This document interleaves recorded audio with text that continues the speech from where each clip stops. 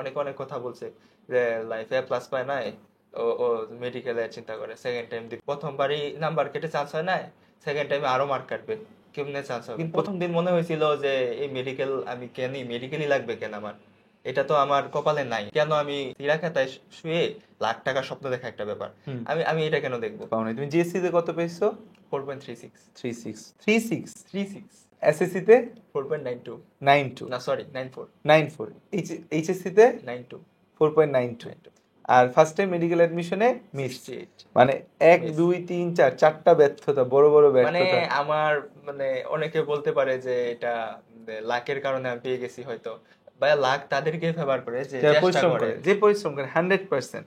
প্রথম 10 দিন মারাত্মক ডিপ্রেশনে ছিলাম, আমাকে ডক্টরে দেখানো লাগছিল, এটা মাঝে মাঝে খাইতাম আর কি। আচ্ছা, মানে পুরা সেকেন্ড টাইম অ্যাডমিশন জুড়েই তাহলে ডক্টর যে পরামর্শ দিয়েছে সে অনুযায়ী মাঝে মাঝেই তোমার খাওয়া লাগতো। মানে সেকেন্ড টাইমার প্রতিটা বাচ্চার এই ভিডিওটা দেখা উচিত, মানে এই ভিডিওটা প্রতিটা সেকেন্ড টাইমারের জোর করে দেখানো উচিত যে আমরা হতাশা বলি, ডিপ্রেশন বলি, আর অনেক কিছু। মানে ওর সাথে আমার ভিডিওর আগে অনেকক্ষণ কথা হয়েছে, ওর আমি অনেক ব্যাক স্টুডিও শুনছি, যেটা আসলে হচ্ছে যে ক্যামেরার সামনে আমরা বলতে চাই না, কিন্তু হচ্ছে যে ও সবকিছুর মাঝে যেভাবে ও জাস্ট বলতেছে, ও যেভাবে পড়ছে, এটা আনবিলিভেবল, এবং এই কারণেই ও এত ভালো রেজাল্ট করছে। আমাদের অফিসে কিভাবে আসলা, কেমন সময় লাগলো আসতে? এই তো ভাইয়া কমলাপুর নামলাম, তারপর আপনি বলছিলেন ফোন দিতে, হ্যাঁ, তারপর আপনি বললেন যেভাবে যেভাবে এভাবে চলে আসছে, সমস্যা হয়নি। সমস্যা হয়নি। তোমার বাসা থেকে ধরো এই যে আমাদের অফিসের যাত্রাটা, তুমি তো গাজীপুরে থাকো যতটুকু আমি হ্যাঁ শুনেছি, গাজীপুর। গাজীপুরের কোথায় থাকো এবং ধরো কিভাবে আসলা, জার্নিটা কেমন ছিল আসার? হ্যাঁ আমি গাজীপুরের কাপাসিয়াতে একটা ছোট গ্রামে থাকি, ওইখান থেকে প্রথম একটা সিএনজি বা অটো নিয়ে তারপর নিয়ারেস্ট একটা রেল স্টেশনে যেতে হয়, রেল স্টেশন থেকে ঢাকা আসছি কমলাপুর, তারপর আপনার ইনস্ট্রাকশন অনুযায়ী স্টুডিও পর্যন্ত তোমার আসলাম। বাসা থেকে এই রেল স্টেশনে, যেখানে তোমার বাসা সেখান থেকে তোমার রেল স্টেশনে আসতে কেমন সময় লাগে? এই তো 30-35 মিনিট। 30-35 মিনিট সময় লাগে। তোমার কলেজ কোনটা ছিল? আমার কলেজ ছিল শহীদ তাজউদ্দিন আহমেদ সরকারি কলেজ। সেটা তোমার বাসা থেকে কত দূর ছিল? সেটা আমার বাসা থেকে 5 কিলোমিটার মতো দূরে। মানে কেমন সময় লাগতো যেতে? এই তো যদি প্রথম দিকে সাইকেল দিয়ে যেতাম তখন 30 মিনিট সময় লাগতো, দেন ভাইয়ার মোটরসাইকেল দিয়ে যেতাম তো তখন 15-20 মিনিট সময় লাগতো আর কি। আচ্ছা, তোমার সবচেয়ে ইন্টারেস্টিং ঘটনা যেটা, যে তুমি লাইফে কখনো এ প্লাস পাও হ্যাঁ নাই, আমার লাইফে কোনো বোর্ড এক্সামে প্লাস নেই। কোনো বোর্ড এক্সামে প্লাস নাই, দ্বিতীয়ত তুমি একজন সেকেন্ড টাইমার। হ্যাঁ তো সেকেন্ড টাইমার প্লাস হচ্ছে যে কখনোই প্লাস নাই, দুইটা এমন নেগেটিভ ফ্যাক্টর, যেই নেগেটিভ ফ্যাক্টর আসলে একটা স্টুডেন্টকে শেষ করে দেওয়ার জন্য এনাফ। যে হচ্ছে যে ফার্স্ট টাইমে এই মোটিভেশন নাই, যে আমার তো হচ্ছে যে এ প্লাসই নাই, সে আবার সেকেন্ড টাইমার। তুমি এই সাহসটা কই পাইলা যে তুমি হচ্ছে যে এ প্লাসও পাও নাই, তুমি আবার ফার্স্ট টাইমেও চান্স পাও নাই, তুমি এত কিছুর পরে তুমি আবার মেডিকেল ভর্তি পরীক্ষা দেওয়ার সাহসটা আসলে তোমার কোথা থেকে আসলো? সাহসটা আমার দৃঢ় সংকল্প উইল পাওয়ার থেকে আসছে। মানে আমার তো হতাশা অবশ্যই আসবে যেহেতু আমি পাই নাই, আমি একদম ভালো লেভেলে ডিপ্রেশন চলে গেছিলাম, ডক্টরে দেখানো লাগছে, অবশ্যই হতাশাও আসছে, কিন্তু আমার দিন শেষে আমার ইচ্ছা শক্তিটা জিতে গেছে। ইচ্ছা শক্তি থেকে আবার আমি নিলাম, সিদ্ধান্ত নিলাম যে সেকেন্ড টাইম আমি দিবই। আমি দেখে আমার যতক্ষণ আমার সুযোগ আছে ততক্ষণ আমি আমার বেস্টটা দিব, তার বাকিটার উপর আল্লাহর উপর ভরসা করব, আল্লাহ যদি দেয়, মানে আমার যেহেতু একটা চান্স আছে, এটা 1% হলেও তো চান্স, তাই আমি এই লাস্ট ট্রাইটা করলাম আর কি, এটাই। মানে এই যে ধরো তোমার সাহসটা, ভরসাটা, এটা তুমি কোথা থেকে পাইলা? মানে তোমার স্কুলে বা কলেজে কি, কলেজ থেকে কি চান্স প্রাপ্ত অনেক ডক্টরদের দেখছো, নাকি তোমার ফ্যামিলিতে কেউ ডক্টর আছে, নাকি হচ্ছে তোমার এলাকায় অনেক ডক্টর আছে, না যে এই যে সাহসটা, সেকেন্ড টাইমের সাহস, তুমি এ প্লাসই পাও নাই, বাংলাদেশে এ প্লাস পাওয়া বাচ্চা কাচ্চারই চান্স পায় না, তুমি এ প্লাসই পাও নাই, সেই এ প্লাস না পাওয়ার পরও সেকেন্ড টাইমে এই সাহসটা কোথা থেকে আসলো? মানে তোমার ফ্যামিলিতে কি কেউ ডক্টর আছে কিনা? না আমার ফ্যামিলিতে আমার ব্লাড লাইনে কোনো ডক্টর নাই, হুম। প্লাস আমার যে কলেজ, এই কলেজে 4-5 বছরে একজন মেডিকেলে পায় কিনা তাও সন্দেহ। তা তোমার গ্রামে অনেক হ্যাঁ ডক্টর আমার, আছে? না আমার গ্রামে অনেক ডক্টর নেই, আমার গ্রামের এই সিংহশ্রীতে মনে হয় অনেক ইয়া, উপরের অনেক সিনিয়র অনেক ডক্টর আছে অনেক আগের, হয়তো 1-2 জন ডক্টর থাকতে থাকতে পারে যাদের আমি চিনি না আর কি, গ্রামেও ডক্টর নেই। তার মানে এরকম একটা পরিবেশে তোমার মাথায় সেকেন্ড টাইম দেওয়ার চিন্তাটা কিভাবে আসলো? সেকেন্ড টাইম দেওয়ার চিন্তা তো বড় কথা না, আমার কথা হচ্ছে আমার মেডিকেলে চান্স পেতে হবে। এখন যদি থার্ড টাইম থাকতো, আমি যদি সেকেন্ড টাইমে চান্স নাও পাইতাম, আমি থার্ড টাইম অ্যাটেম্প্টও দিতাম থার্ড টাইম অ্যাটেম্পটও দিতে? যদি থাকতো। কারণ কি তোমার ফ্যামিলি সাপোর্ট কি অনেক ভালো ছিল, যে তোমার এই থার্ড টাইম দেওয়ার পেছনে, ধরো ফার্স্ট টাইম তুমি চান্স পাইলা না, সেকেন্ড টাইমে যে প্রিপারেশন নিলা, তো তখন তোমার ফ্যামিলি সাপোর্ট থেকে শুরু করে সামগ্রিক পরিবেশটা কেমন ছিল? কারণ যারা ফার্স্ট টাইম চান্স পায় না, সেকেন্ড টাইমে দেওয়ার আগে তাদের মূল কমপ্লেনই থাকে যে পরিবার সাপোর্ট করছে না, মানুষ টানা কথা শোনাচ্ছে, হতাশায় চলে যাচ্ছি, ডিপ্রেশনে চলে যাচ্ছি। অনেক সময় এমনও শুনি যে কিছু বাচ্চা সুইসাইড অ্যাটেম্পটও নিয়ে ফেলে, যে হচ্ছে প্রথমবার চান্স না পাওয়ার পর চারপাশের পরিবেশটা এতটা টক্সিক হয়ে যায়, তারা আত্মহত্যার কথাও চিন্তা করে। তুমি তো তোমার চিন্তা ভাবনাটা আসলে হ্যাঁ কি ভাই, ছিল? আমার ক্ষেত্রে হচ্ছে ফার্স্ট টাইম যখন আমি প্রিপারেশন নিই তখন আমি কাউকে বলি নাই যে আমি মেডিকেল প্রিপারেশন নিচ্ছি। কারণ এই স্কোপটা যদি মানুষকে দেই আর কি, যে আমি মেডিকেল প্রিপারেশন নিচ্ছি, তখনই বলতে পারবে ওই ছেলেটা তো মেডিকেলে পায় নাই। এই জন্য আমি ফার্স্ট টাইম জানি আমার পসিবিলিটি খুব কম, মেডিকেলে হয়তো পেতেও পারি নাও পেতে পারি, একে তো জিপিএ 5 নাই। তারপর ফার্স্ট টাইমে আমি অনেক গাফিলতি করছি, ওই কথায় পরে আসি। এইসব কারণে মনে করেন ফার্স্ট টাইমে আর কি অবস্থা হয়েছিল। আর আমি কাউকে যেহেতু জানে না, কেউ যেহেতু জানে না, তাই ফার্স্ট টাইম এরকম একটা সিচুয়েশন তৈরি হয় না, যে সবাই তো আর জানেই না আমি যে মেডিকেলে অ্যাটেম্প্ট করছি। ওরা জানে আমি ভার্সিটিতে অ্যাটেম্প্ট করছি, ভার্সিটিতে তো পরে আলহামদুলিল্লাহ হয়ে গেছিল। কোথায় আর হয়েছিল, কিভাবে, মানে মেডিকেলে মিস যাওয়ার পর কোন ভার্সিটিতে কিভাবে হলো? হ্যাঁ, মেডিকেলে যখন আমার মিস যায়, মেডিকেল পরীক্ষা হয়েছিল জানুয়ারির 5 তারিখ। হ্যাঁ, আর ভার্সিটি পরীক্ষা আমি কয়েকটা ভার্সিটির ব্যাকআপ হিসাবে রাখছিলাম আর কি, ফর্ম তুলে রাখছিলাম। রাজশাহী বিশ্ববিদ্যালয়, চট্টগ্রাম বিশ্ববিদ্যালয়, ঢাকা বিশ্ববিদ্যালয়, এগুলো তুলে রাখছিলাম। তারপর 20 দিন মতো ছিল। তারপর আমি মেডিকেল পরীক্ষার একদিন, প্রথম দিন মনে হয়েছিল যে এই মেডিকেল আমি কেনই, মেডিকেলই লাগবে কেন আমার, এটা তো আমার কপালে নাই, আমি কেন আমি এই সোনার হরিণ বা একটা কথা আছে না গ্রামের কথা, গ্রামে একটা ভাষা আছে যে সিরা খাতায় শুয়ে লাখ টাকার স্বপ্ন দেখা একটা ব্যাপার, আমি আমি এটা কেন দেখবো। তারপর আবার একদিন পরে মনে হলো না, আমার এই প্রফেশনে স্যুট করে, আমার প্যাশন যেটা আমি ওইটাই ফলো করব। তারপর আমি অনলাইনে সব ভাইয়াদের ভিডিও দেখলাম, আপনার ভিডিও দেখলাম, আর যত মানে গাইডলাইন রিলেটেড যা ভিডিও দেখলাম, ওই সব ভাইয়ারাই বলছে যদি সেকেন্ড টাইম নাও, প্রথমত ভার্সিটিতে একটা সিট সিকিউর করো। এখন এবার হয়েছিল কি, মেডিকেলের পরে ভার্সিটির জন্য কিন্তু এনাফ টাইম পাওয়া গেছে। তখন যে মূল ধারার ভার্সিটি গুলা মানে স্বায়ত্তশাসিত, তখন তো গুচ্ছতে বেশিরভাগ ভার্সিটি আছিল। আর ভালো যে 4টা স্বায়ত্তশাসিত ভার্সিটি, ওগুলো তো আলাদা ছিল। আলাদা, ঢাকা আমার বিশ্ববিদ্যালয়, আমার জাহাঙ্গীরনগর, হ্যাঁ, আর হচ্ছে ওইখানে চিটাগাং আর রাজশাহী। আমার টার্গেট ছিল 4টার একটাতে কোনো একটা সিট নেওয়া। তারপরে এই 20 দিন আমি মারাত্মক, প্রথম 10 দিন মারাত্মক ডিপ্রেশনে ছিলাম। আমাকে ডক্টরে দেখানো লাগছিল। ডক্টর কোথায় দেখাইছিলা? ডক্টর দেখাইছিলাম আমার বাড়ির কাছেই, বর্মিতে। আচ্ছা। তারপরে আমি ডিপ্রেশন থাকলেও আমার ছিল যে ওষুধ খাওয়া লাগছিল হ্যাঁ, ক্লিনিক্যাল ডিপ্রেশন থেকে? হ্যাঁ, ওষুধ খাওয়া ওষুধও খাওয়া লাগছে ওষুধও তোমার? খাওয়া কয়দিন খেয়েছিল ওষুধ? আমি ওষুধ 15 দিন মতো খাইছি। তারপর আবার এই যে ডিপ্রেশনের ট্যাবলেট আলাদা রেখে দিতাম, হ্যাঁ। এটা মাঝে মাঝে খাইতাম আর কি। আচ্ছা, মানে পুরা সেকেন্ড টাইম অ্যাডমিশন জুড়েই তাহলে তুমি হচ্ছে যে শেষ পর্যন্ত মোটামুটি মাঝে মাঝে খাইতাম। মাঝে মাঝেই তুমি ডিপ্রেশনে পড়ে যেতে, এবং তখন তোমার অ্যান্টি ডিপ্রেসেন্ট ওষুধ হ্যাঁ, ডক্টর যে পরামর্শ দিয়েছে সে অনুযায়ী মাঝে মাঝেই তোমার খাওয়া লাগতো। হ্যাঁ। আচ্ছা। তারপর আমার চিন্তা ভাবনা ছিল যে আমার তো একটা সিট পেতেই হবে। ওই 20 দিন আমার প্রথম এরকম অবস্থা ছিল যে আমি জানতামই না যে ভার্সিটির সিলেবাস কিরকম, ওই কারিকুলামটা কিরকম, কিভাবে এক্সাম নেই, এটাও জানতাম না আমি। তারপর এসব ভিডিও টিডিও দেখলাম, কারণ যেহেতু আমি অনলাইন নির্ভর, আমার অনলাইনে এইসব মানে তোমার প্রিপারেশন পুরোটা অনলাইনে ডিপেন্ডেন্ট ছিল? অনলাইন ডিপেন্ডেন্ট ছিল। আর আমি তো ভার্সিটি কোর্সেও ছিলাম না কোনো। তারপরে আমি সব কোশ্চেন ব্যাংক টিউশন ব্যাংক যা 20 দিন আর কি করা যায়, তার উপর আমি ডিপ্রেশনে আছি। এসব ঘাটাঘাটি করে তারপর 1 তারিখ তো পয়লা ঢাকা ফেব্রুয়ারি, বিশ্ববিদ্যালয়ের পরীক্ষা ঢাকা ছিল? বিশ্ববিদ্যালয়ের পরীক্ষা। ঢাকা বিশ্ববিদ্যালয়ের পরীক্ষাতে আমি যখন কোশ্চেন দিল, আমার আসমান যখন, আমার মনে হচ্ছিল আসমান ফেটে পড়বে আমার মাথায়। কোশ্চেন দেখে এমন মনে হয়েছিল আর কি, যে এই কোশ্চেন আমি কি দেখলাম আমি এসব। মানে ফিজিক্স কোশ্চেন অনেক কঠিন মনে কঠিন ছিল। হ্যাঁ, আর বায়োলজি তো সমস্যা নেই, যেহেতু মেডিকেল ক্যান্ডিডেট, বায়োলজি তো সমস্যা হবে না। তারপরে এই আর কি ঢাকা বিশ্ববিদ্যালয়ের পরীক্ষা দিয়ে আমার মনোবল আরো ভেঙে পড়ে, যে আমি হয়তো পারে একটা ভার্সিটিতেও সিট সিকিউর করতে পারবো না। তারপর আমি চট্টগ্রাম বিশ্ববিদ্যালয়ে আর দিই না, যেহেতু 3 তারিখ চট্টগ্রাম, 5 তারিখ রাজশাহী, একদিনের মধ্যে এত দূরের ফেক। তারপর চট্টগ্রাম না দিয়ে আমি টার্গেট নিই যে আমি রাজশাহী দিব। তারপর রাজশাহী বিশ্ববিদ্যালয়ে দিই। যখন আমি রাজশাহী বিশ্ববিদ্যালয়ে গেটের সামনে নামলাম, তখন তো এবার তো পরীক্ষা নিয়েছিল আর কি, ডিভিশনে নিয়েছে, ঢাকা বোর্ডে পরীক্ষা হয়েছিল তখন। ঢাকাতেও একদিনে পরীক্ষা হয়েছিল, আমার থার্ড শিফট ছিল। আমি যখন গেটের সামনে নামলাম, এত এত স্টুডেন্টের ভিড় দেখলে আমি ভাবলাম যে আমি তো মেডিকেল ক্যান্ডিডেট, মেডিকেল আমাকে কিক মারছে সোজা কথা। তাহলে আমির মতো একটা স্টুডেন্ট এই জায়গায়, আমি 72,000 এত এত এত স্টুডেন্টের মধ্যে একটা সিট সিকিউর করবো, মানে আমার ওই জায়গায় নেমে আরো হতাশা কাজ করতেছিল। তারপর আমি কিছু করি না, অনেকে দেখছিলাম পড়তেছে বসে বসে, অভিভাবকদের সাথে পড়তেছে করতেছে।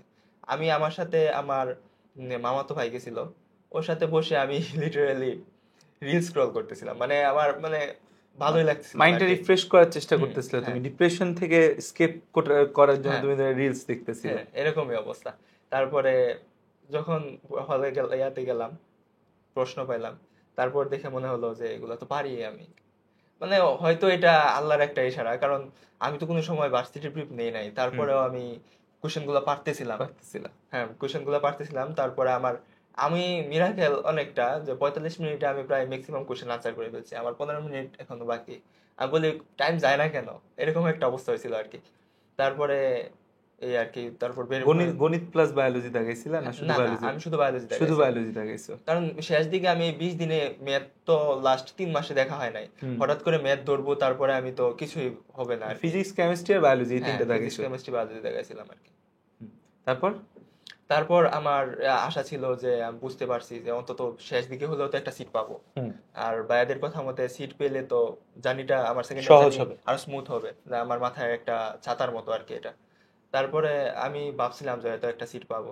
যখন রেজাল্ট আসলো, দেখলাম যে আমি থার্ড শিফট 159তম হয়েছি।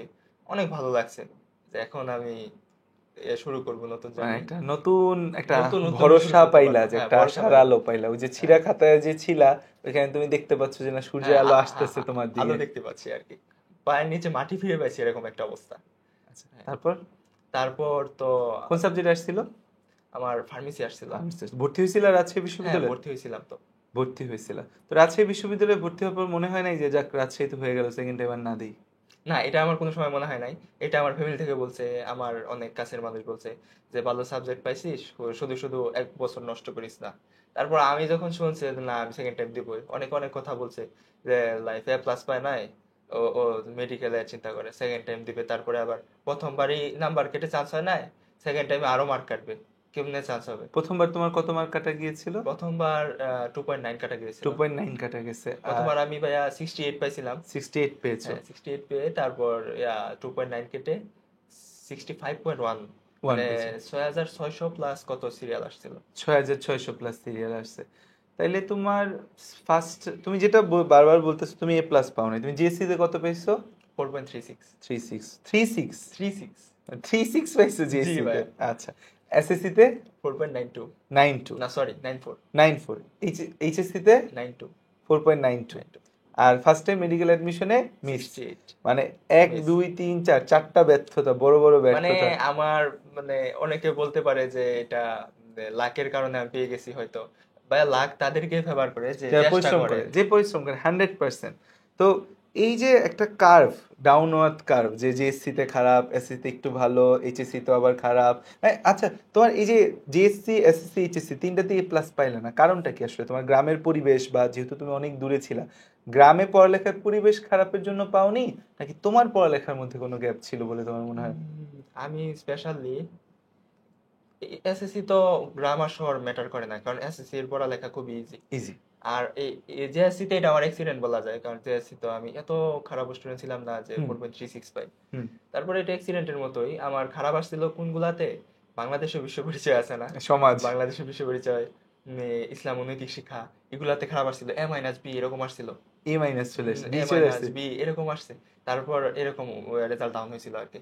পরে এসএসসি তো, আমি তো এসএসসি তো অ্যাডমিশন পুরাটাই আমি অনলাইন ডিপার্টমেন্ট এসএসসি থেকে তুমি হচ্ছে অনলাইন ডিপেন্ডেন্ট হয়ে গেছো। এসএসসি আসলে তে। অনলাইন আমার মনে হয় যে কারণ শহরের বাচ্চারা তো অফলাইনে টিচারদেরও একটা সান্নিধ্য পায়, হুম, বাট গ্রামের বাচ্চাদের জন্য অনলাইন একটা এটা আমাদের blessing, life saviour. Life saviour. হ্যাঁ, কারণ আমার গ্রামে তো আশেপাশে ভালো মানের কোনো স্কুলও নাই, কলেজও নাই, ভালো মানের একটা কোচিং সেন্টার তো নেই। মানে একদম গাজীপুরের একদম, আমার বাসা থেকে 1-1.5 ঘন্টা দূরে গাজীপুর সদর। এই গাজীপুরে আসলে ভালো কলেজ আছে, ভালো মানে ভালো মানের জিনিস আছে আর কি। কিন্তু আমাদের গ্রামের আশেপাশে আর কিছু এসব কিচ্ছু কিছু নেই। নেই, কিছু নেই। দেখ, অজপাড়াগা একদম। এখন আমি তোমাকে একটা প্রশ্ন করি, ধরো তোমার জিএসসি তে প্লাস আসলো না, হুম, আসে নাই, এসএসসি তে আসে নাই। আচ্ছা, যেটা প্রশ্নের মধ্যে ছিলাম যে তোমার রেজাল্টের বিষয়টা নিয়ে হ্যাঁ, বলতেছিলে তুমি। তারপরে এসএসসি তে তো এত একটা লাগে না, গ্রাম শহর ম্যাটার করে না, সহজ পড়ালেখা। তখন আমি 3টা সাবজেক্ট তো পরীক্ষা হয়েছিল, 3টাতে আমি মোটামুটি 95 to 96 এরকম করে পাইছিলাম, কিন্তু আমার তো ওই সাবজেক্ট গুলা টানছে। ও তোমাদের মানে 21 ব্যাচ যেহেতু তুমি, 21 তোমাদের ব্যাচ, তো হচ্ছে 3 সাবজেক্টের 3 পরীক্ষা সাবজেক্ট ছিল, পরীক্ষা হয়েছিল। তাইলে তুমি ওই যে সাবজেক্ট ম্যাপিং এর জন্য তুমি এসএসসি তে ধরা হ্যাঁ, খেয়ে গেছো। এসএসসি দ্বারা। আর এইচএসসি তো তোমাদের ফুল হয়েছে।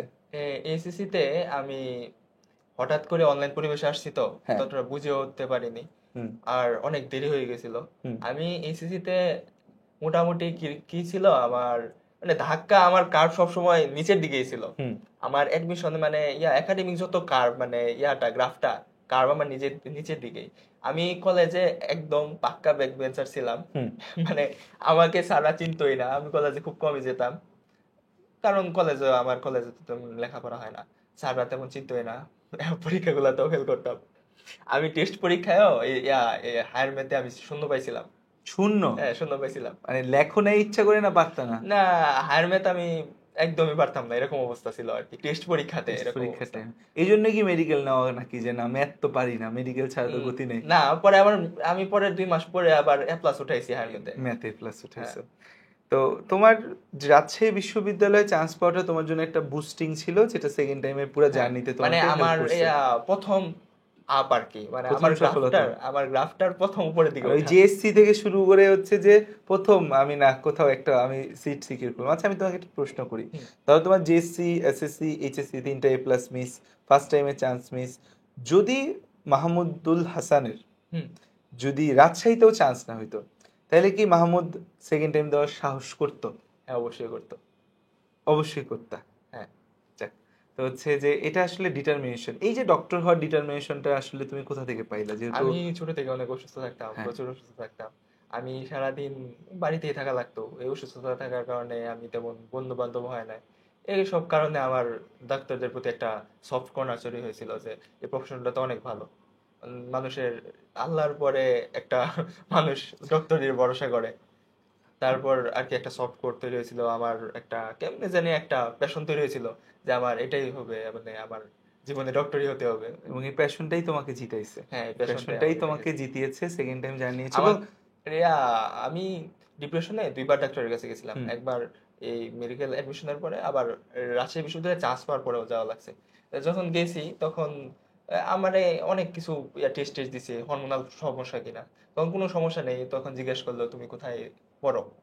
আমি বলছি আমি তো রাজশাহী বিশ্ববিদ্যালয়ে ফার্মেসিতে চান্স পাইছি, এখনো ক্লাস শুরু করিনি। বলে তাহলে তোমার কি সমস্যা, কি টেনশন করো। আমি তো সেকেন্ড টাইম দিচ্ছি মেডিকেল অ্যাডমিশন। তারপর বলে তোমার এই জন্যই হয়তো কোনো প্রেশার টেশার নিবা না। আরো আবার ডক্টর বললো যে, ডক্টরও সেকেন্ড টাইমার ছিল আর কি, হ্যাঁ ওনারাও আবার সেকেন্ড টাইম ছিল। ওনারাও আবার ঢাকা বিশ্ববিদ্যালয় ফার্মেসিতে নিয়েছিল হ্যাঁ ফার্স্ট টাইমে। তারপর আমাকে বুঝাইতেছে যে শুধু শুধু ডাক্তারিতে কেন আসবা, ফার্মেসিতে তো অনেক টাকা, আমার অমুক বন্ধু মাসে হ্যাঁ 10 লাখ টাকা ইনকাম করে, মানে আমাকে এরকম এসব বলতেছে আর কি। আমি বলি, না স্যার, আমার তো ডাক্তারি একটা প্যাশন, আমি প্যাশন ফলো করতেছি।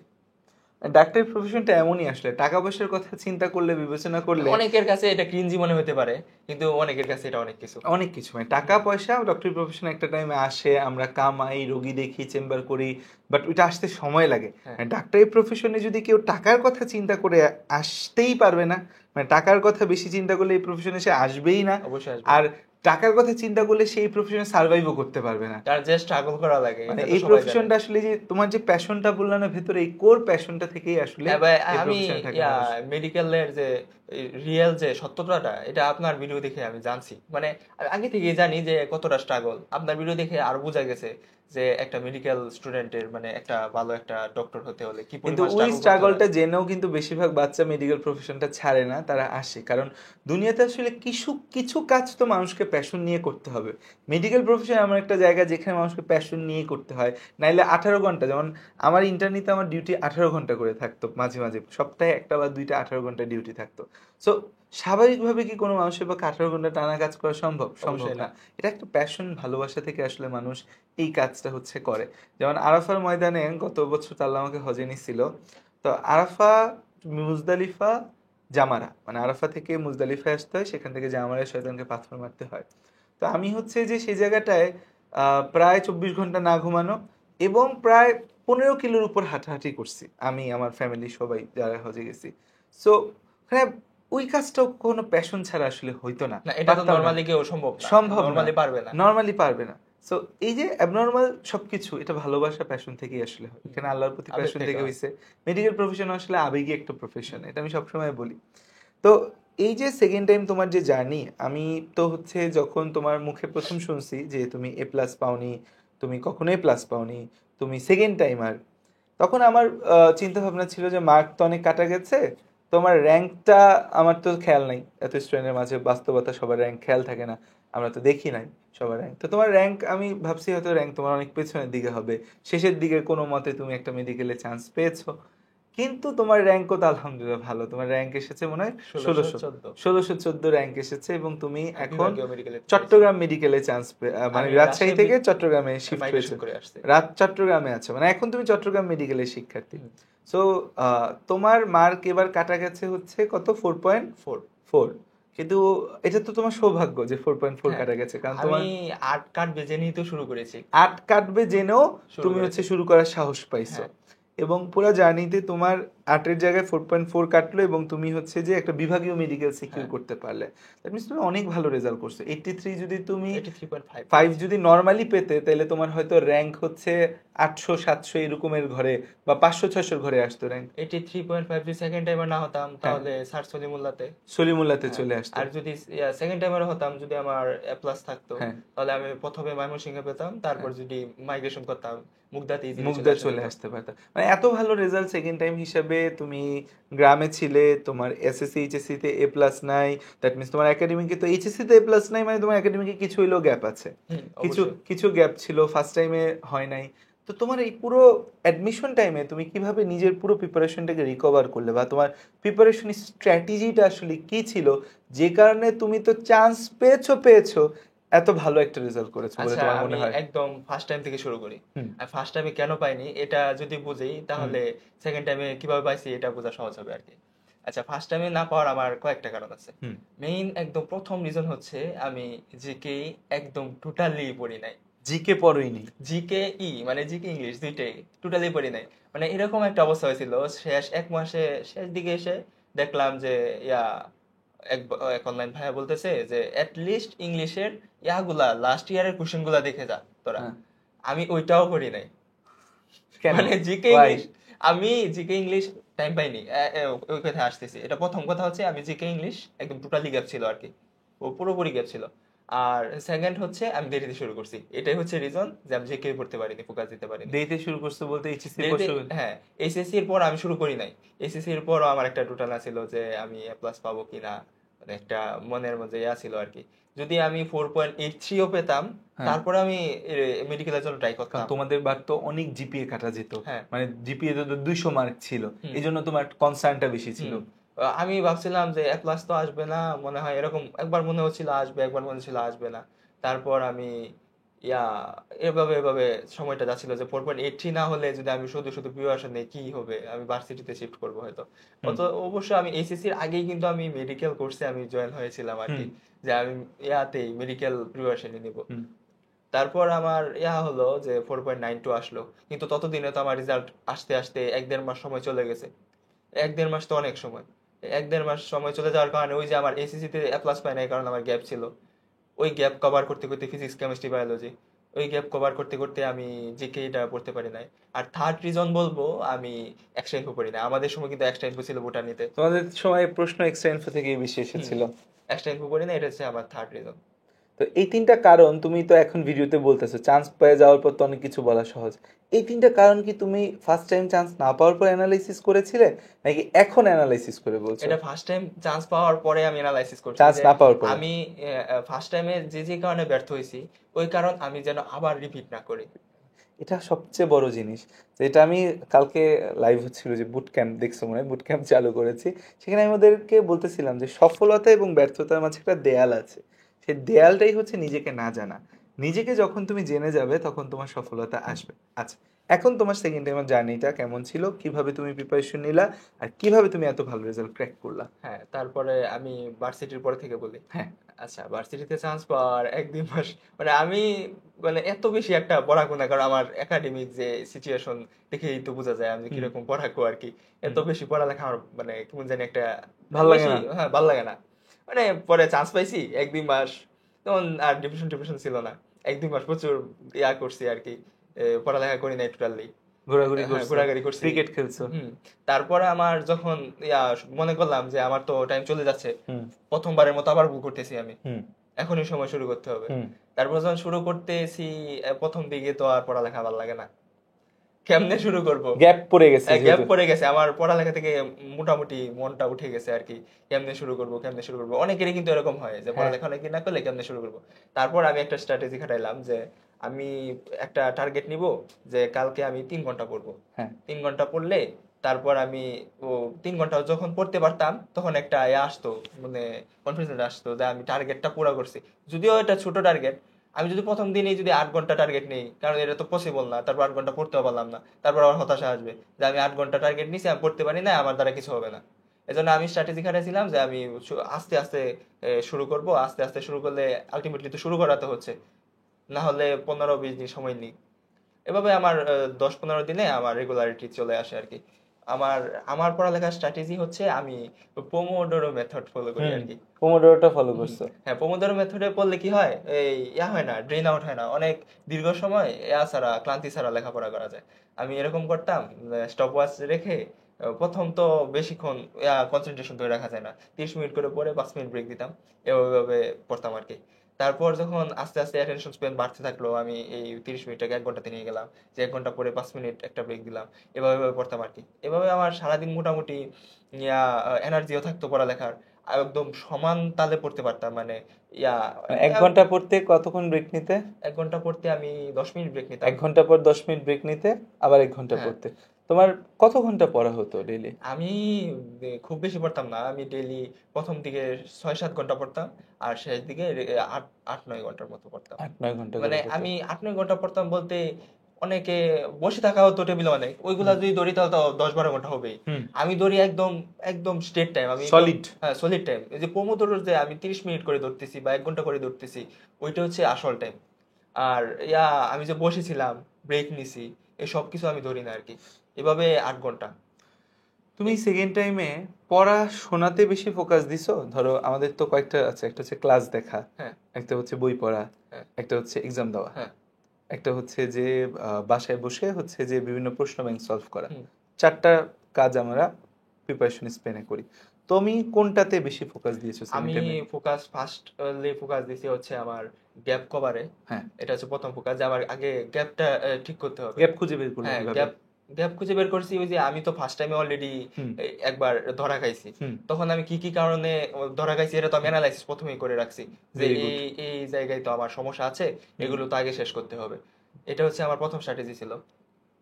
তারপরে হচ্ছে আর কি যে আমার রেগুলারিটি মেনটেন করা লাগছে আর কি, এটা তো অবশ্যই। সেকেন্ড বিষয় না, আমি এটা তো করছো, মানে 4টার মধ্যে তো তোমার হ্যাঁ, 4টা ওই 4টাতে ছিলাম আর কি। সরি, মনে ছিল না।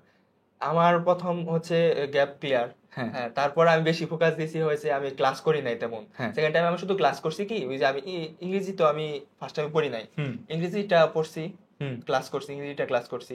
জিকে ক্লাস করি নাই, জিকে আমি ডাইজেস্ট পড়তাম, রেটিনা ডাইজেস্ট। ইংরেজিটা ক্লাস করছি, আর মেইন ফোকাস দিয়েছি হচ্ছে আমি এক্সাম প্লাস প্র্যাকটিসে, যত বেশি প্র্যাকটিস করা যায়। আর এজ এ সেকেন্ড টাইমার আমি আবার এ প্লাস নাই, আমার তো কোনো গ্যাপ রাখা চলবে না।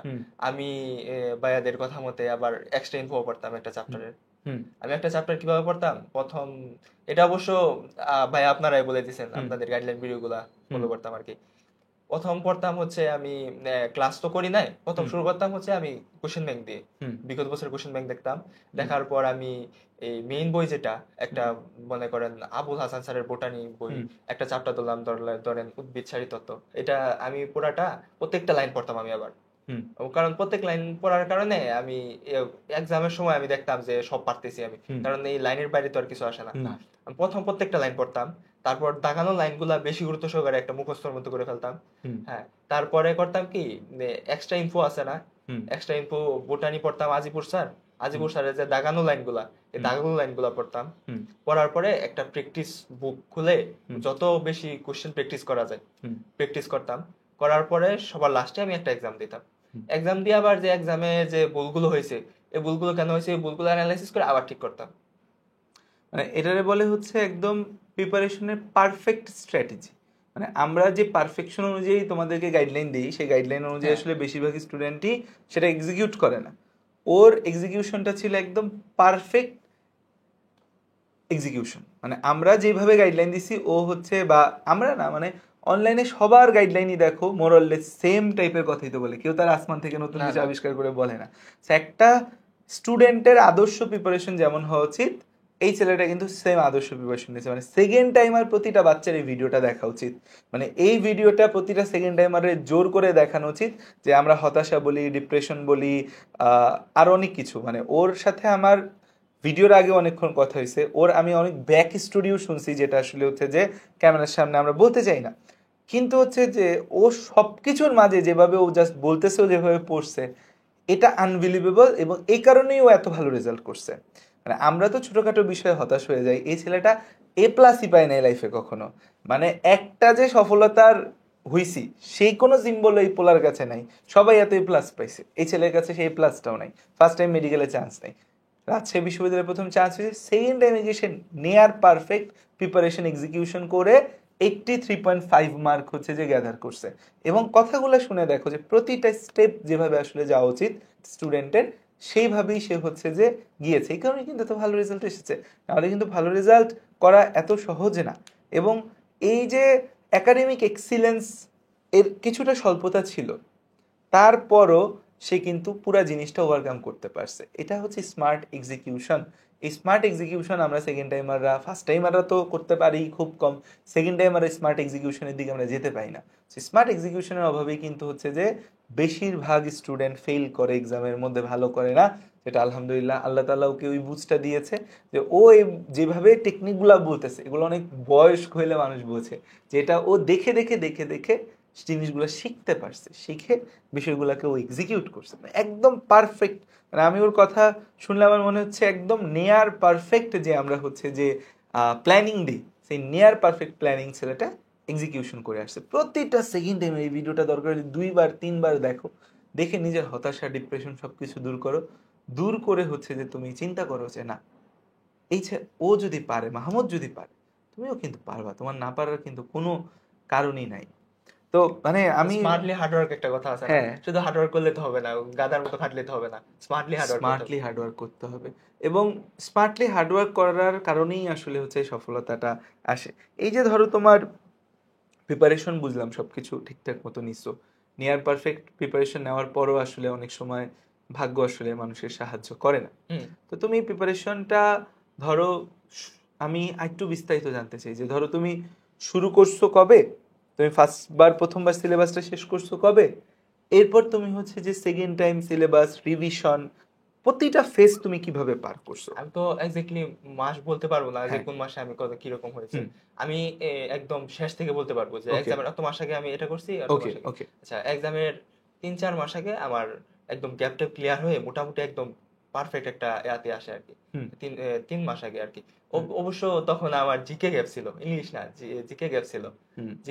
জিকে আমার 1 মাস আগে পর্যন্ত গ্যাপ থাকে আর কি, মানে ফুল হয় না আর কি। জিকে আমার একদম 15 দিন আগে ফুললি আমি শেষ করতে পারি। জিকেতে আমি অবশ্যই বলবো সবাইকে যে প্রথম থেকে, যেহেতু সেকেন্ড টাইম আর আমরা প্রথম থেকে নিয়মিত পড়ি, তাহলে আরো বেটার ভাবে একটু করা যাবে আর কি। 3 মাস আগে আমার প্রথমবার শেষ হয়েছে, শেষ হওয়ার পরে আবার আমি কয়েকবার রিভিশন দিতে পারি আর কি। পরীক্ষার 3 মাস আগে তোমার একবার সিলেবাস শেষ হয়েছে। আচ্ছা, তারপরের ফেজগুলো, রিভিশন ফেজগুলো তো ইম্পর্টেন্ট, সেইখানে তুমি কিভাবে আগে রিভিশন দিছি আমি? আমার একটা ভুলের খাতা ছিল, হ্যাঁ, কোনগুলা ভুল করছি, ওইখানে কি ভুলগুলা থাকতো, মানে এক্সামের ভুলগুলা লিখে রাখতা? হ্যাঁ, লিখে রাখতাম। আচ্ছা, তারপর ভুল দিয়ে শুরু করতাম, যে একটা আবার লিখে রাখতাম বা বই লাগিয়ে রাখতাম। ভুল দিয়ে শুরু করতাম, শুরু করার পর বইটা আবার আমি রিভিশন বলতে আমি রিভিশন দিতাম না, আমি পুরা রিডিং দিতাম আর কি। আমার এমন হয়েছিল যে আমি রিডিং দিতে একটা চ্যাপ্টার পুনরায় পড়তে 15-20 মিনিট বা আধা ঘন্টা, বড় চ্যাপ্টার হলো এরকম সময় আমি দিতে পারতাম আর কি। আর রিভিশন 4-5 মিনিটে হয়ে যেত। আচ্ছা, তারপরে আমি এই প্রথম ভুল দিয়ে শুরু করতাম, কোন কোন কোন কোন টপিক ভুল গেছে এই ভুল দিয়ে আমি রিভিশন শুরু করতাম। তারপরে আবার তারপরের ছিল আমার এক্সট্রা ইনফো করতাম শেষ দিকে। আমি লাস্ট রানে যুক্ত হয়েছিলাম, তারপরে যে এক্সট্রা ইনফো হিরো বুক গুলা পাইছিলাম না, আমার তো ওই যে আজিপুর স্যারের পিডিএফ কাটতে এগুলো তো সময় লাগে, ওইটাতে তো একসাথে দেওয়া এক্সট্রা ইনফো হিরো বুকটা আমাকে অনেক হেল্প করছিল। এক্সট্রা ইনফো গুলো দেখে হ্যাঁ, যেতে মানে ডিরেক্ট একটা বই সবগুলো সাজানো দেখে ফেলতাম আর কি। এটার পরে এক্সট্রা ইনফো দেখতাম, দেখার পরে আবার লাস্ট ইয়ারের কোশ্চেন গুলো আবার দেখতাম। মানে এটা একটা কনফিডেন্স বুস্টারের মতো কাজ করে যে আমি তো পারতেছি, লাস্ট ইয়ারের কোশ্চেন পারতেছি, আর বাইরে তো আর আসবে না, এরকমই তো কোশ্চেন আসবে। মানে প্রিভিয়াস ইয়ারের কোশ্চেন গুলা দেখে তুমি একটা চ্যাপ্টার শুরু করতা, আবার হচ্ছে একটা চ্যাপ্টার পুরো শেষে আবার প্রিভিয়াস ইয়ারের কোশ্চেন গুলো দেখতা যে আসলে এই চ্যাপ্টার গুলা থেকে কি কি প্রশ্ন আসছে। তোমার প্রিপারেশন নিলা, সবকিছু নিলা, এক্সাম হলে গিয়ে যখন এক্সাম দিতে গেলা তুমি তুমি তো যেটা আমাকে বললা যে তুমি অফলাইন এক্সাম খুব কম দিছো। অফলাইন এক্সাম বলতে আমি একদম পরীক্ষার ফাইনাল রিভিশন আসে না একটা, না sorry, final exam batch, final exam ব্যাচটাতে আমি রেটিনাতে অ্যাডমিট হয়েছিলাম। আমার বাসা থেকে নিয়ারেস্ট রেটিনা ব্রাঞ্চ 1.5 ঘন্টা থেকে 2 ঘন্টা সময় লাগে আসতে। তারপর আমি ম্যাক্সিমাম 6 থেকে 7টা বা 5-6টা এরকম এক্সাম দিতে পারছি, 6-7টা এক্সাম দিতে পারছি। কারণ আমি যেদিন আসতাম, যাওয়া 2 ঘন্টা, আসা 2 ঘন্টা বাসে, তারপর 1 ঘন্টা এক্সাম, এবার পুরা দিন নষ্ট হয়ে যেত, পরে আর বাড়িতে যে এনার্জি পাওয়া যেত না আর কি।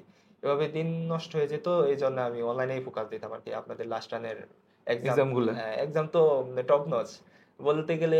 বায়োলজির যে কোশ্চেন গুলা অসাধারণ। প্রথম দিকে তো ভাইয়া আপনারা যে টাইট দিছিলেন, মানে একদম ভাইয়া মনে হচ্ছিল এই এক্সট্রা ইনফো পড়লাম, এই এত ভালো করে আমি মেইন বুক পড়লাম, ভাইয়া কই থেকে কোশ্চেন দিতেছে, মানে একটা করে দিয়েছিলেন আর কি, মানে যে হতাশ করে দিয়েছিলেন, আচ্ছা কিছুই পারি না। এই হতাশাটা ধরো স্টুডেন্টরা প্রতিবারই লাস্ট রানে বা লাস্ট এক্সাম ব্যাচ গুলাতে একটা অভিযোগ থাকে যে ভাই যেই প্রশ্ন করছেন কিচ্ছু পারতেছি না, হতাশ হয়ে গেলাম।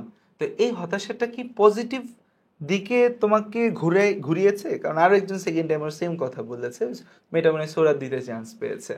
তো এই হতাশাটা কি তোমাকে পজিটিভ দিকে নিত নাকি এটা তোমাকে নেগেটিভ দিকে নিয়েছে? অবশ্যই পজিটিভ। নেগেটিভ দিকে তো নেগেটিভ থিঙ্কিং অবশ্যই আসবে, হ্যাঁ।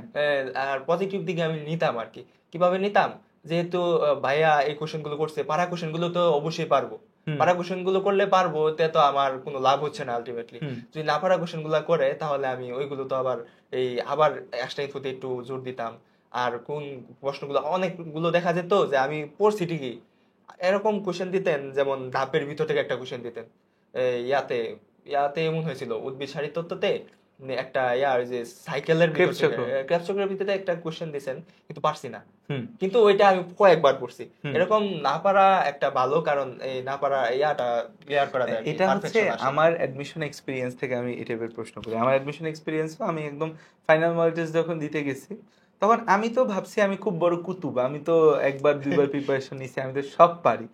এরপর দেখলাম যে আয় হায়, আমি যে নিজের কুতুব ভাবতেছি, আমি তো হচ্ছে যে কিছুই পারি, কুতুব না। আমি এক্সামে পাচ্ছি 100-তে 60-70। তখন আমি বুঝলাম যে না, আমার গ্যাপ আছে। তো আমাদের ফাইনাল মক টেস্ট গুলো আগ্রহ, মানে প্রথম দিকের ইন্টেনশন এটাই থাকে যে না, তোমাকে বোঝানো যে তোমার গ্যাপ আছে। কারণ কখনোই কেউ কুতুব হইতে পারবে না, গ্যাপ তো থাকবে। কুতুব হলে তো 100-তে 100ই পাইতো, আজ পর্যন্ত কেউ 100-তে 100 পায় নাই, হয়তো নিয়ারেস্ট ফিউচারে খুব দ্রুত পাবেও না। তো এক্সাম হল নিয়ে আমি তোমার কাছে একটু জানতে চাই। সেটা হচ্ছে ধরো তুমি ফার্স্ট টাইমে মিস, সেকেন্ড টাইমে হচ্ছে যে তোমার প্রিপারেশন নিয়েছো, অফলাইনে তুমি প্রচুর কম এক্সাম দিয়েছো, যেটা বাচ্চাদের, অনেক বাচ্চা দেখি যে মানে দূর দূরান্ত গ্রাম থেকে শহরে চলে আসে যে অফলাইনে জাস্ট এক্সাম দেওয়ার জন্য। কারণ মেডিকেল অ্যাডমিশনের প্রিপারেশন এমন, আমার কাছে মনে হয় যে মেডিকেল অ্যাডমিশনের কোচিং অফলাইনে করার আসলে খুব বেশি ভ্যালুয়েশন নাই, অনলাইনে করলেও আসলে হয়ে যায়। শুধু এক্সামটা অফলাইনে দিলে ভালো হয়। তাও তোমার তো বাসা অনেক দূরে ছিল, 2 ঘন্টা 2 ঘন্টা 4 ঘন্টা 5 ঘন্টা যাওয়া মানে তোমার দিন শেষ। দ্যাটস ওয়াই তুমি দিলা না। অফলাইনেও তুমি এক্সাম দিয়েছো কম, তুমি সেকেন্ড টাইমার, তোমার হচ্ছে যে ফার্স্ট টাইমে চান্স হয় নাই, তোমার মাথার মধ্যে একটা আছে জিপিএম আর কাটা যাবে। এক্সাম হলে তুমি কিভাবে নিজেকে ঠান্ডা রেখেছো এবং কিভাবে এক্সাম হলে এক্সামের স্ট্র্যাটেজিটা তোমার কি ছিল? কারণ তোমার যেহেতু এত জায়গায় এত স্ট্র্যাটেজি ছিল, এক্সামেও তোমার নিশ্চয়ই কোনো স্ট্র্যাটেজি ছিল। এক্সামেও ইন্টারেস্টিং স্টোরি আছে, এটা অবশ্যই বলবো। আর সেকেন্ড টাইমেরটা বলবো না ফার্স্ট টাইমেরটা? দুইটাই বলো। আচ্ছা, ফার্স্ট টাইমের ক্ষেত্রে তো এত মনে নেই ভালো করে, আমি সেকেন্ড টাইমেরটাই বলি। ওকে। আচ্ছা, সেকেন্ড টাইমেরটা আমার মাথায় তো বোঝা আছে, জিপিএ এর বোঝা। তারপর আমি সেকেন্ড টাইমার, অবশ্যই একটা ভালো একটা দিক ছিল যে আমি ডেইলি এক্সাম গুলোতে মোটামুটি এই ডিজায়ারেবল মার্ক পেতাম। কত মার্ক থাকতো, কেমন পার্সেন্টেজ অফ মার্ক তুমি ক্যারি করতে অলওয়েজ? 80%। 80% মার্ক তুমি ক্যারি হইতো। ওকে, কন্টিনিউ, যেটা বলতেছিলাম। তারপরে আমি এসব মাথায় রেখে এক্সাম হলে প্রচুর নার্ভাস লাগতেছিল আর কি, মানে নার্ভাস লাগলে কোথায় ছিল তোমার? আমার সিট ছিল বিকারুননিসা কলেজে। বিকারুননিসা, মানে তুমি ঢাকায় এসে পরীক্ষা দিছো? হ্যাঁ। তার মানে একদিন আগে ঢাকা চলে আসছিলে না সকালবেলা ঢাকা আসছো? একদিন আগে খালার বাসায় থাকছি। খালার বাসায় ছিল, আচ্ছা ওকে। আমার প্রচুর নার্ভাস লাগতেছিল, নার্ভাস লাগলে কিরকম একটা যেন লাগে, শরীর দুর্বল দুর্বল লাগে, শরীর ঘামতেছিল প্রচুর, হার্টবিট দিচ্ছিল প্রচুর। তখন প্রথম এক্সাম হলে ঢুকলাম, এক্সাম হলে 9টার দিকে ঢুকছি, এক্সাম তো 10টায় শুরু হবে। 1 ঘন্টা আমার সময় মনে হচ্ছিল যে আমি টাইম ট্রাভেল করতেছি, সময় চলছেই না, এত ধীর হয়ে গেল সময়। 1 ঘন্টা আমি কলমের পেন খুলি, কি করি না করি আমি নিজেও জানি না। আর আমি মনে হয় এই কথা নিজেকে মনে হয় কতবার বলছি আমি জানি না, যে আমার ডাকনাম মৃদুল, যে মৃদুল তুই পারবি, তুই পারবি, তোকে পারতে হবে, তোর না পারার কোনো কারণই নাই, এই তোকে পারতে হবে, মানে আমি নিজেকে শুধু মনে মনে এটাই বোঝাচ্ছিলাম, তুই পারবি, তোকে পারতে হবে। আর এই দোয়া দরুদ এসব পড়তে পড়তে পড়তে 1 ঘন্টা সময় কেটে যায়। তারপর যখন ফার্স্ট কোশ্চেনটা পাই, আমার ক্ষেত্রে প্রথম কোশ্চেন ছিল হচ্ছে এই দেশের এক পাশ থেকে আরেক পাশ কোনটা না, টেকনাফ থেকে তেতুলিয়া, সব কোন ইয়া দিয়ে যেতে হবে। আমি তো এটা পড়ি নাই, এটা যদি ভাবতাম যে এটা সিরাজগঞ্জ হওয়ার কথা, কারণ সিরাজগঞ্জের যেহেতু যমুনা সেতু, এটা মাথায় আসে নাই, কারণ হঠাৎ করে আমি এটা আনকমন কোশ্চেন, এটা প্রথম কোশ্চেন ছিল।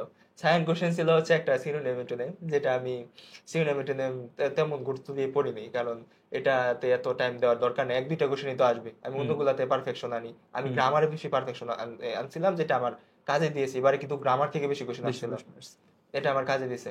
তারপরে সেকেন্ড কোশ্চেনটা ছিল, এটা প্রথম কোশ্চেনও পারি নাই, সেকেন্ড কোশ্চেনও পারি নাই, তারপর একটা নার্ভাসনেস আবার শুরু হয়েছে। তারপর কি করছি, থার্ড কোশ্চেন আমি ভুল লাগাইছি।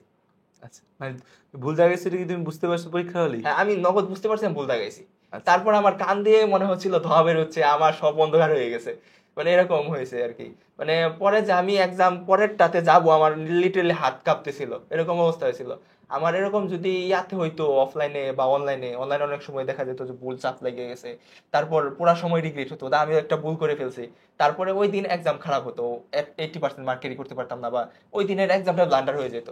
মানে আমার এটা ভয় ছিল, এটা না হয় আমি আবার ইয়াতে করি, আবার মেডিকেলে না হয় করে ফেলি আর কি, হয়ে গেছে আর কি এটাই। তারপর 1 মিনিট মাথা চোখ বন্ধ করে চুপ করে রাখছি, একদম চুপ করে থাকছি, তারপর আবার শুরু করছি বিসমিল্লাহ বলে, আর আটকাতে হয় না আর কি।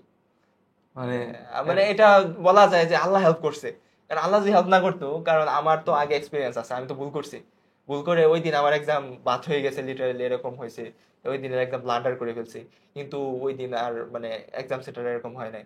এজন্য কারো যদি পরবর্তীতে আমার মতো সেম সিচুয়েশনে পড়তে হয়, এক্সাম হলে যদি ভুল কোশ্চেন দাগায়, এখন যদি বসে বসে রিগ্রেট করি যে আমার তো কোশ্চেন ভুল হয়েছে, রিগ্রেট করতে করতে আমার ফুল টাইম চলে গেল, আমার তো কোশ্চেন একটা ভুল করলাম, আমি তো পুরা মানে একদম ধরা খেয়ে গেলাম। এজন্য এটা ভুলে যেতে হবে লিটারালি, যে আমি একটা কোশ্চেন ভুল করছি। কান্না করতে হলে এক্সাম থেকে বের হয়ে আধা ঘন্টা 2 ঘন্টা 3 ঘন্টা কান্না করা যাবে, পার্টি বিছায় কান্না করার সমস্যা নেই, কিন্তু এক্সাম হলে দ্বিতীয়বার ভাবার টাইম নাই যে আমার একটা কোশ্চেন ভুল হয়েছে। যদি আমি এটা ভাবতাম, তাহলে আমার সব স্বপ্ন চুরমার হয়ে যেত, এত এত পরিশ্রম সব ব্যর্থ হয়ে যেত। সেকেন্ড টাইমে অ্যাডমিশন জার্নিতে সবচেয়ে বড় বিষয় হচ্ছে রেগুলারিটি ধরে রাখা। হ্যাঁ, কারণ হতাশা আসে বারবার। হতাশা মানে ভাইয়া এরকম হতাশা আসতো, আমি তো বলছি আমি ডিপ্রেশন। এই হতাশা থেকে তুমি আসলে দূর হওয়ার জন্য কি করতা? রেগুলারিটিটা তুমি কিভাবে ধরে রাখার চেষ্টা করছো? এমনকি তোমার কখনো গেছে তোমাকে অফ নেওয়া লাগছে, একদিন 2 দিন? অফ আমি নিতাম, মানে অনেক হতাশা চলে আসলে পড়ালেখা মানে ভালো লাগতো না, সেটা এরকম মনে হতো যে এটা একটা বার্ডেন। হ্যাঁ, আমি কেন করতে, আমি তো পারবো না, এরকম অবশ্যই মনে হতো, আমি তো পারবো না, কারণ আমার তো জিপিএ ভাবি নাই।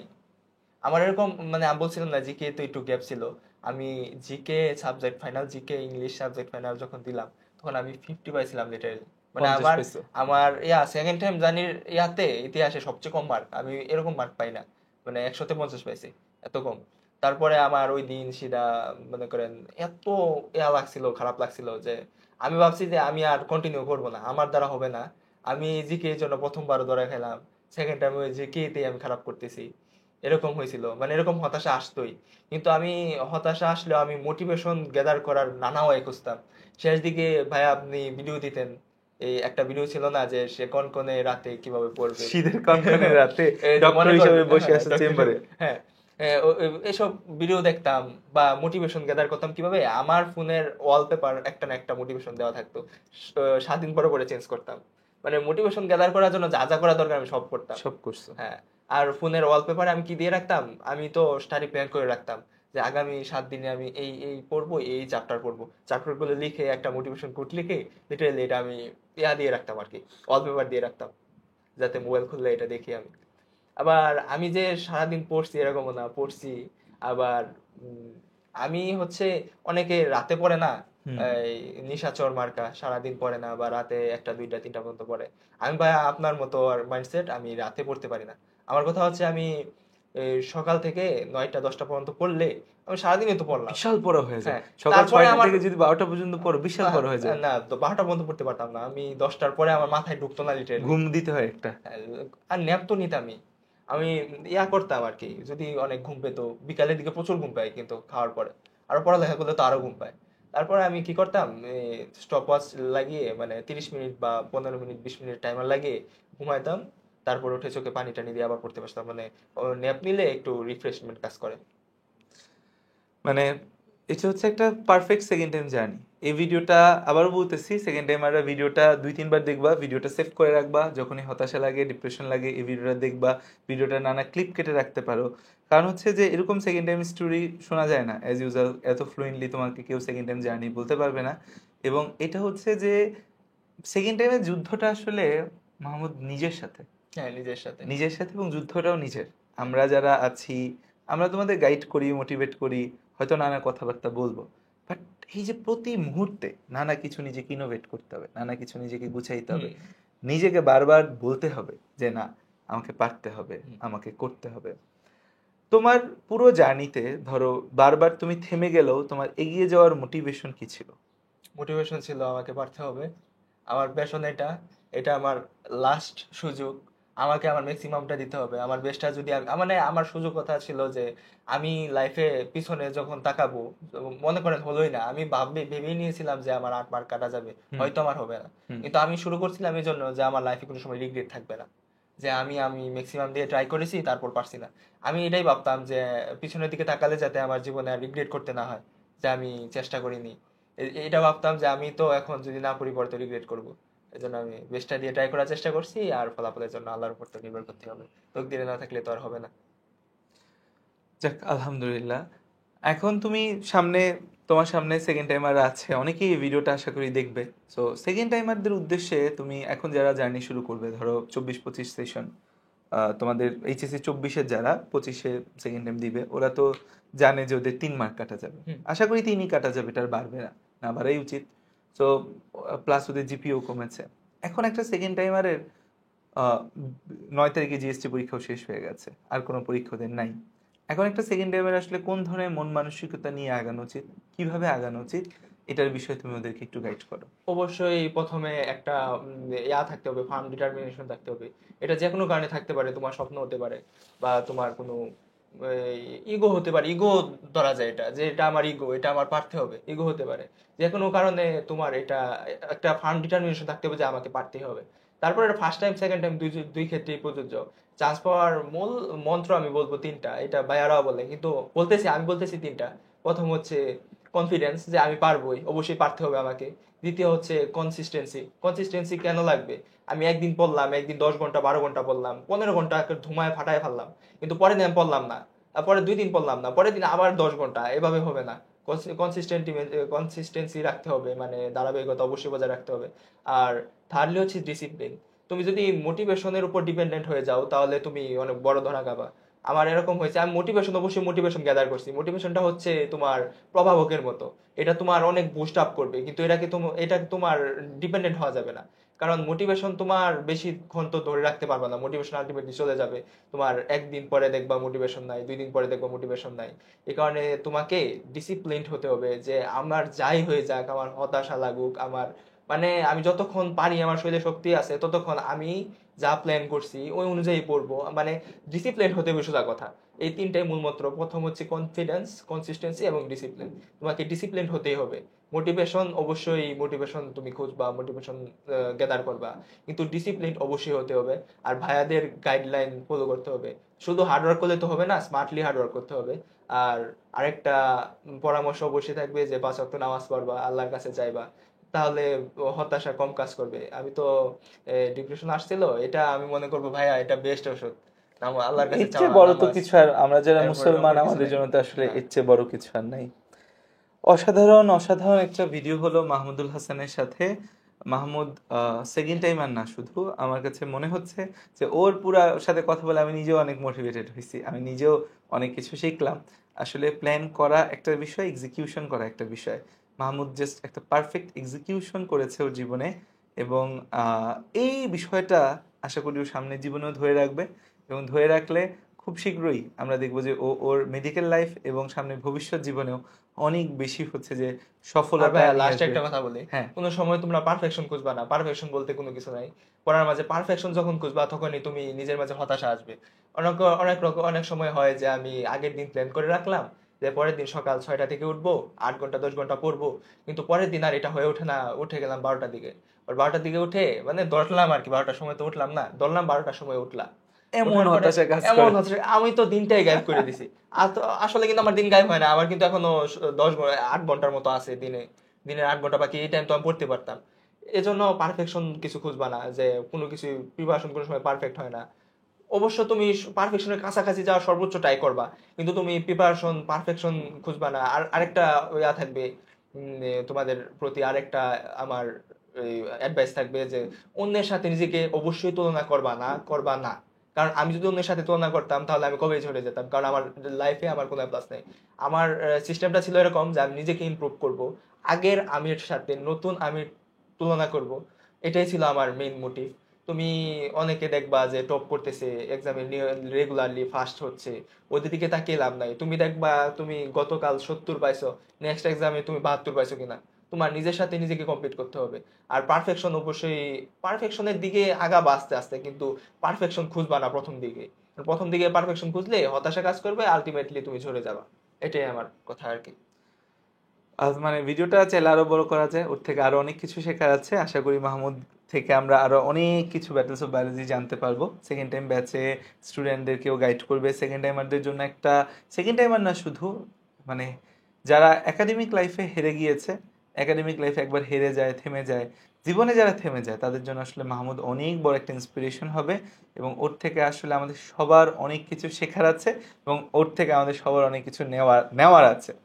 তো ভিডিওটা আজকে এখানেই শেষ হলো। আরো অনেক কথা হবে, তোমাদেরকে আরো অনেক কিছু জানাবো আমরা। আশা করি মাহমুদ ভাইও তোমাদের সাথে থাকবে এবং তোমাদেরকে অনেক অনেক অনেক গাইড করবে। So, আমরা এ প্লাস পাইছি কি পাই নাই সেটা বড় বিষয় না, এ প্লাস না পেলেও কিন্তু আমরা এগিয়ে যেতে পারি। জীবনে থেমে থাকার কোনো সুযোগ নেই, জীবনে আমাকে এগিয়ে যেতে হবে।